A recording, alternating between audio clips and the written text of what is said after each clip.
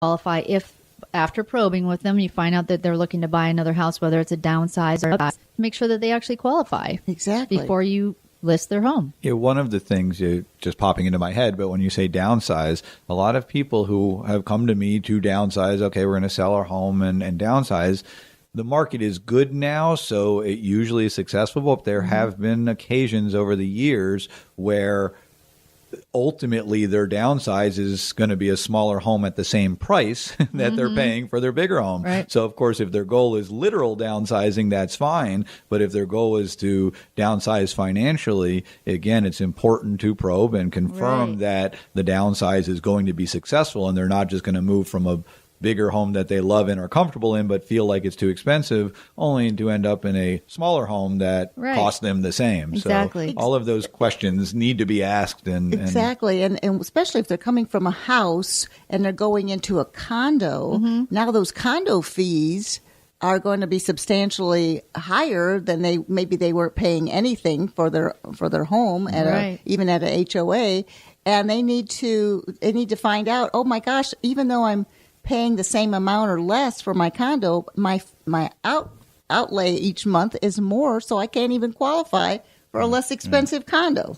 Yep, exactly. And the one thing, segueing into some of the things we talked about a little off air, as far as asking questions and confirming people can afford the home they're looking to purchase. When we have buyers come to us, we always refer them to Carolyn Wolf to make sure that they can be pre-qualified, make sure how much can they afford, what can they purchase. And what we're running into, especially, again, I do a lot of work with the Florida Hardest Hit program, and it's a wonderful program. People get back on their feet. They got their new job now, and things are going better for them, but now maybe they want to refinance, or maybe they want to, either downsize or upsize depending on their circumstances and looking for a new home. But a lot of these people are self-employed now. They went from working for a corporation. A lot of my clients were Space Center kind of people. And then when they closed a lot of the services at the Space Center, they ended up going into some type of consulting practice or things of that nature. Yep. So, Carolyn, maybe you can speak to self-employed borrowers and what they need to do in preparation for buying a home. Right. And thank you, John, because I did want to touch on that because we are nearing the end of the year. So for self-employed borrowers, even if you've had filed, previous self-employed tax return, now's the time to kind of start thinking, if you are looking to do a purchase in the next year, is filing with your tax returns to maybe not have such large write-offs. Allow for some of that income to show so that when we analyze your tax returns as a lender, we can look and see that you are showing income, because that is one of the things with self-employed borrowers. It's a nice tool that we're able to write off expenses. And sometimes those expenses end at, I'm going to be hypothetical here, but say you grossed $60,000 and you expensed $40,000, and now it shows you only make $20,000, and that's the actual number we have to use as lenders. So it's a great tip, great time. Have your accountant call me and that's what I do a lot of times, is we'll have a 3-way conversation to ensure that tax returns are done properly, but also allows you to have some income to qualify for a home purchase. Very important for our listeners to know that any information we're providing on this show is intended to be generic, and we're not giving any particular tax advice or legal advice or mortgage advice for that matter, but just knowledge to reach out and ask the questions before you make decisions. Your accountant's going to tell you, here's how I can write your taxes or show your taxes so that you'll have the lowest tax bill. Well, that's great if that's your sole purpose. But as Carolyn's pointing out, if you're looking to buy a home, there may be an unintended consequence, and you may choose to report differently, again, and accurately, but differently, such that your income shows higher. Now, of course, there might be a tax consequence to that, but these are the give and take, and this is where all the probing questions come in, so that we are representing our clients to their best interest, whatever suits their particular needs. Yeah. Well, and another reason to call Carolyn right up front is, and I would recommend this to everyone, no matter who you have out there representing you, whether it's another real estate office, is you want to find out from a good qualified mortgage planner, and Carolyn, of course, is who we recommend, what you qualify before you start looking at homes. Right. Because why go through all the trouble of falling in love with that perfect house to find out you can't qualify for it? Exactly. So you need we even talked about this in several months ago on a show, how you might want to lay out a 6 month, a whole year in advance, how you're going to situate yourself to find that home, because you may have to set out a financial plan so you're set up to be in the right, what would you call it? The right financial market or niche or whatever, that you look good on paper. Because if you haven't purchased a home in many years, I know years and years ago, a certain down payment, 30%, 50%, they used to call it a no qualifier. But I don't think they have anything like that as now. You still have to show paperwork and your financial your financial information. What you're looking for is the ability to repay. That's right, repay. If you hear ATR and talking to a mortgage person, that means the ability to repay. Yes, we have to be able to show and document that they can make their payments. There are some new programs coming in where we can look at bank statements versus tax returns and things like that, but we do have to prove that they can make the payments. Is there a minimum down when if you're self-employed? No. And that's the beauty of, talking with us first, kind of getting your ducks in a row. We could set up a plan. And again, just like you both do, we look at the whole picture. Sometimes people think they're going to put a whole lot of money down, and maybe that's not the best option. Maybe they might want to put some of that towards high interest rate credit cards or keep it in their pocket, have that nest egg, not deplete their assets. Exactly. So there's all different types of down payments depending on their situation. That was one of the things we talked about that might change, and it might not change on the government, and as far as the different qualifications and so forth that are in line right now. We'll have to see after the first, or maybe a year into it, what President-elect Trump has in store for us. But it sounds all good. I think right now it's a good forecast. So. Yeah. One of the things we've been talking about in past shows, and here it is already early December, so a lot of people who are already under contract are probably feeling the strain of trying to make sure they close by the end of the year. And it is important for those to make sure you provide your mortgage broker, your title company, your lender, whomever, with all the information they ask in a timely fashion. Yes. Because if your hope and goal is to close by the end of the year, it's getting tight. It'll still happen. It's still early enough that you can rally and make it so. But if you're out there starting to shop for a home now and you're anticipating getting financing, it's probably too late to close by the end of the year. You'll find some lenders who will tell you they can close in 21 days, and we've got about that left before the end of the year. But with the holidays and with the vacations that people take and the strain of the end of the year, it's going to be tough to impossible to purchase a home with new financing now. However, it is a great time to start shopping because you might be able to lock in a good interest rate or get things set up. And although you might not close till after the first of the year, if you get your ducks in a row, you might have a very nice, smooth closing sometime in January if you get started looking now. And I think, Jean, didn't you mention, too, when we were talking off air, that these are one of the great things that you know about is the stats. You had mentioned something, typically prices go up in January. So it's a great idea. I know here in Florida, of course, we have listeners all over the country because we're coast to coast. I think we're international. We're international. With the it's website. Every coast.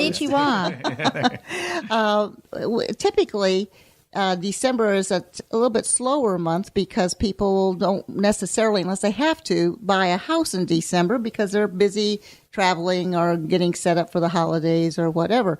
So sometimes people have their homes for sale. Let's say they put it up for sale in October or November, and maybe it's it hasn't sold yet. Come January, they raise the price of their home. And it's because we get the snowbirds, we get the visitors coming down from the Northeast and Canada and so forth, and they're still our prices, even at a 1 or 2% higher price come January or February, still is much lower than what they're coming from in most cases. So don't be surprised that what you're looking at now could be higher if it hasn't sold. Right. And I do want to point out to our listeners that we, Waterview Realty Services, are here on the east coast of Florida. We do handle the South Florida area of Dade, Broward, and Palm Beach County, as well as our primary offices are in Brevard County, Florida, which is central east coast of Florida. So when Jean talks about our pricing, here in Brevard County, you can get some very beautiful properties, oceanfront, riverfront properties at a much lower price than you can in many other parts of the country and world in that fact. So we do, when we speak to our pricing, we just want those of you listening who might be sitting in some cold weather environment right now thinking, wow, I'd like to be looking out my window at, 75 degrees and a beautiful blue sky. And I'd say give Jean Newell a call at Waterview Realty Services and she'll find you the place to live. That's right. What's your phone number, Jean? Oh, well, they can reach me direct at 321-480-1574. Or they can go to my website at jeannewell.com. That was a hard domain to pick, jeannewell.com. They always say, have your own domain name, right? Yes. All right. Yes. So the other things we wanted to maybe talk about was why sometimes people want to close at the end of the year, but it doesn't necessarily mean you're really going to be out that much more if you have to close on. What we're trying to say is don't panic if you can't close by the end of the year and you have to close in January. And in most cases, it's not that substantial of a loss if there's money involved and so forth. Yeah, the only truly significant, and it's not necessarily significant, but here in the state of Florida, the most significant reason historically for pushing those end of the year closings is what's known as the homestead tax exemption. And in the state of Florida, if it is your principal primary residence, there is a discount on the real estate taxes that are due, that are assessed against the property each year. And the status of the property on January 1st determines whether that exemption applies. So if the property is homestead property on January 1st, then you get homestead exemption for that calendar year. So in our case, January 1st of 2017, you'd get the homestead exemption for the calendar year of 2017. If you are buying a property that was the seller's homestead and it's going to be your homestead, it becomes irrelevant, because if it's still the seller's homestead on January 1st and you close on January 2nd, it gets the homestead exemption. Right. So the only real time it comes into play is when you're buying a home that was not the seller's homestead. So it did not have the exemption and therefore would not be entitled to it on January 1st. And you intend it to be your homestead. So then you would want to race to get your deed recorded or your file closed on or before January 1st so that you can qualify for that exemption. There are some other issues having to do with taxes or, getting things closed by the end of the year for profit and loss purposes, but those usually are a wash, because if you didn't do it this year, you'll do it next year. And if your write-offs don't come in this year, they'll come in next year. So those usually are overemphasized, but the homestead exemption, if your seller was not homestead and you are homestead, then there is some relevance. Yeah. Carolyn, give out your website, email, your phone number, because you could be reached on weekends. You check your emails on weekends, and if there's someone has a question, you might be able to get back with them. They don't have to wait till Monday.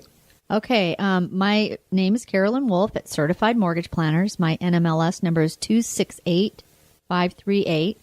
And my email is Carolyn, it's CAROLYN, at FloridaLendingPro.com. And my cell phone is 321-795-9103. And I did want to just throw in a little tidbit, thanks to John for talking about the homestead, is anybody, as a reminder, anybody who's bought this year in 2016, January 1 on, don't forget to file for your homestead. You have until March. If it was your primary purchase. You have until March 1st. March 1st. March 1st. Right. Which is my birthday, in case anyone wants to send me a card. Happy birthday, so I don't forget. We really had some great conversations today. You can see that there's a lot more to selling and buying a home than just putting a sign in the front yard or getting in the car and driving around and looking at things. If you would like to have more information, please go to our website at yourhometownsolutions.com. There's a free publication there called Extra Equity. We'll be happy to send you that goes into everything you need to know about selling or buying a home. Thank you so much, Carolyn, for joining us today in the studios. And as always, Jonathan Lack with all your great information. So until next week, we cover, what do we say? We're the real estate experts who cover everything from foreclosures to Feng Shui. So we'll see you all next week on Your Hometown Solutions.